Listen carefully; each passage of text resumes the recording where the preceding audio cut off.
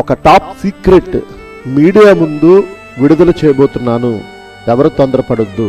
మీరు ఇప్పటి వరకు ఇచ్చిన వాల్యుబుల్ ఆలోచనలు, మీ ఇన్వెస్టిగేషన్, మీ అబ్జర్వేషన్ చాలా ఉపయోగకరమైనదే. ఇంత ప్రయాసక మనకు అవసరత లేదు. ఎందుకనంటే పోలీసు వారు ఎలాగూ దీనిని అప్పుడే బయట పెట్టరు. కానీ అసలు ఏం జరిగిందో అన్నది ఖచ్చితంగా మీ ముందుకు మీడియా ముఖంగా తీసుకొచ్చేయబోతున్నాను. అసలు సంగతి తెలిసిపోయింది. ప్రవీణ్ పగడాల గారిది హత్య అన్న సంగతి తేలిపోయింది. కీలకమైన ఆధారాలతో నేను సిద్ధంగా ఉన్నాను బయట పెట్టడానికి. కాబట్టి తొందరపడొద్దు.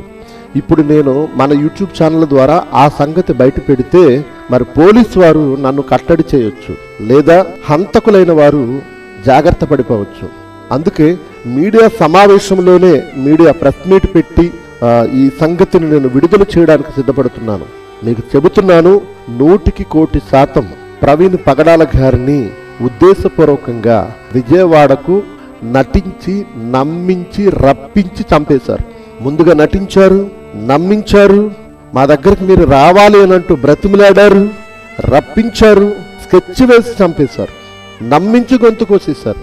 యథార్థవంతుడైన ప్రవీణ్ పగడాల గారు తనకు ఎవరు కాల్ చేసినా, ఎవరు డేట్ అడిగినా ఇస్తాను అనే ఆ మనస్తత్వం కలిగిన వ్యక్తిగా ఉండి తన ఉదార స్వభావాన్ని, తన తగ్గింపు స్వభావాన్ని, నిరాడంబర జీవితాన్ని అనుభవించేసరికి దుష్టశక్తులు, క్రీస్తు విరోధులు ఆయనను నమ్మించి విజయవాడకి రప్పించారు. ఎక్కడికో వెళ్ళవలసిన వ్యక్తిని విజయవాడకు రప్పించారు. మాటు వేసి మేము క్రైస్తవులమే అని నమ్మించి మరీ గొంతుకొచ్చేశారు. ఆయనను హతమార్చేశారు. ఇది వాస్తవం. సమాజం ముందుకు ఈ ఆధారాలతో ఈ సంఘటనను తీసుకొస్తాను. ఒక టాప్ సీక్రెట్ మీడియా ముందు విడుదల చేయబోతున్నాను. ఎవరు తొందరపడొద్దు. మీరు ఇప్పటి వరకు ఇచ్చిన వాల్యుబుల్ ఆలోచనలు, మీ ఇన్వెస్టిగేషన్, మీ అబ్జర్వేషన్ చాలా ఉపయోగకరమైనదే. ఇంత ప్రయాసక మనకు అవసరత లేదు. ఎందుకనంటే పోలీసు వారు ఎలాగూ దీనిని అప్పుడే బయట పెట్టరు. కానీ అసలు ఏం జరిగిందో అన్నది ఖచ్చితంగా మీ ముందుకు మీడియా ముఖంగా తీసుకొచ్చేయబోతున్నాను. అసలు సంగతి తెలిసిపోయింది. ప్రవీణ్ పగడాల గారిది హత్య అన్న సంగతి తేలిపోయింది. కీలకమైన ఆధారాలతో నేను సిద్ధంగా ఉన్నాను బయట పెట్టడానికి. కాబట్టి తొందరపడొద్దు. ఇప్పుడు నేను మన యూట్యూబ్ ఛానల్ ద్వారా ఆ సంగతి బయట పెడితే మరి పోలీసు వారు నన్ను కట్టడి చేయొచ్చు, లేదా హంతకులైన వారు జాగ్రత్త పడిపోవచ్చు.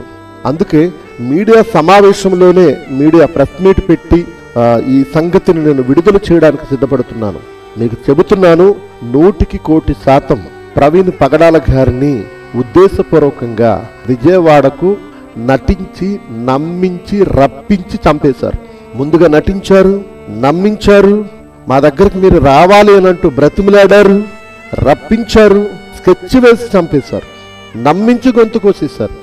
యథార్థవంతుడైన ప్రవీణ్ పగడాల గారు తనకు ఎవరు కాల్ చేసినా, ఎవరు డేట్ అడిగినా ఇస్తాను అనే ఆ మనస్తత్వం కలిగిన వ్యక్తిగా ఉండి తన ఉదార స్వభావాన్ని, తన తగ్గింపు స్వభావాన్ని, నిరాడంబర జీవితాన్ని అనుభవించేసరికి దుష్టశక్తులు, క్రీస్తు విరోధులు ఆయనను నమ్మించి విజయవాడకి రప్పించారు. ఎక్కడికో వెళ్ళవలసిన వ్యక్తిని విజయవాడకు రప్పించారు.